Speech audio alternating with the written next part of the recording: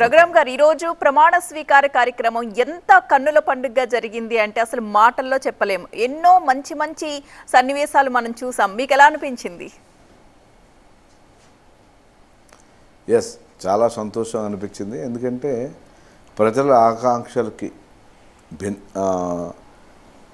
ఏదైతే ఆంధ్రప్రదేశ్ ప్రజలు అనుకున్నారో ఆ విధంగా రాష్ట్రంలో ఒక ప్రజాప్రభుత్వము, మంచి ప్రభుత్వము, ప్రజల కోసం ఏర్పడినటువంటి ప్రభుత్వము ఇవాళ మనకుంది అని ప్రజలంతా అనుకున్నారు. చాలా సంతోషం.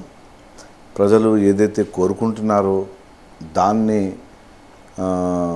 ఈ మూడు జనసేన కానీ, తెలుగుదేశం కానీ, భారతీయ జనతా పార్టీ కానీ మూడు పార్టీలు కూడా వాళ్ళ యొక్క ఆకాంక్షలకి అద్భుతంగా కార్యరూపం దాల్చి మనం రాబోయే రోజుల్లో ఏదైతే 5 సంవత్సరాల యొక్క వాళ్ళు ఏదైతే 5 సంవత్సరాలు మాకు ఇచ్చారో బాధ్యత, ఇది ఒక బాధ్యతగా భావించి వాళ్ళ యొక్క ఆకాంక్షలకి అనుగుణంగా పనిచేయడం కోసము ఈ ప్రభుత్వం ఉంది అనేది కనపడుతుంది మనకి.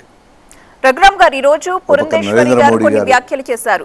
ఏపీలో ప్రతిపక్షం లేదు కాబట్టి మనమే ప్రతిపక్ష పాత్ర కూడా పోషించాలి. సో బీజేపీ నుంచి ఎవరైతే ఎలక్ట్ అయ్యారో వాళ్ళందరూ కూడా ప్రజా సమస్యల్ని అసెంబ్లీలో వినిపిద్దాము అని చెప్పేసి ఆవిడ కొన్ని వ్యాఖ్యలు చేశారు. అంటే ఏమవుతుందంటే అండి, ఇంత పెద్ద మెజారిటీ వచ్చిన తర్వాత ఆల్మోస్ట్ 11 మందికి, అంటే 175 మందిలో 11 మంది మాత్రమే ప్రతిపక్షానికి సంబంధించిన వ్యక్తులు. మిగతా 164 మంది వ్యక్తులు కూడా దాంట్లో ప్రభుత్వానికి సంబంధించినటువంటి వ్యక్తులే.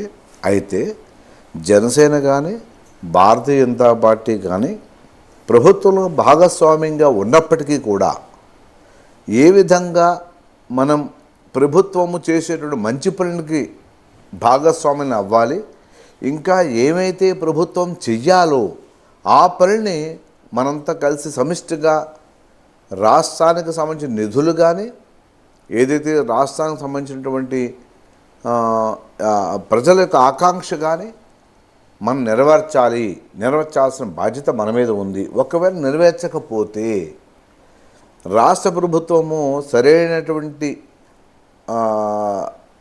విధానంలో వెళ్ళకపోతే ఇది చేద్దాం, ఇది చెయ్యాలి అని ప్రతిపక్ష పాత్ర కూడా మనం పోషించాలి.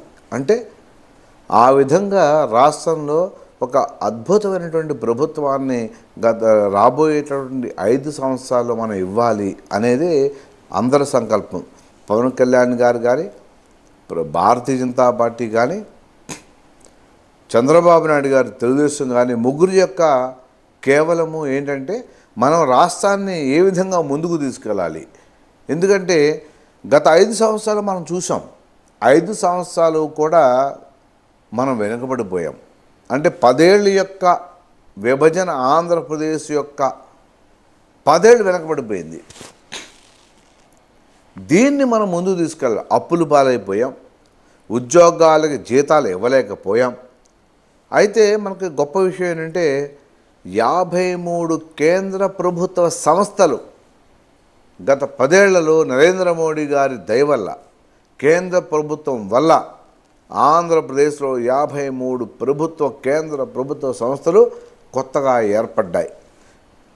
70 సంవత్సరాల్లో ఒక్క హైదరాబాదులో కేంద్రంగా, తెలుగు రాష్ట్రాలకి హైదరాబాద్ కేంద్రంగా ఏర్పడినటువంటి కేంద్ర ప్రభుత్వ సంస్థలు 153.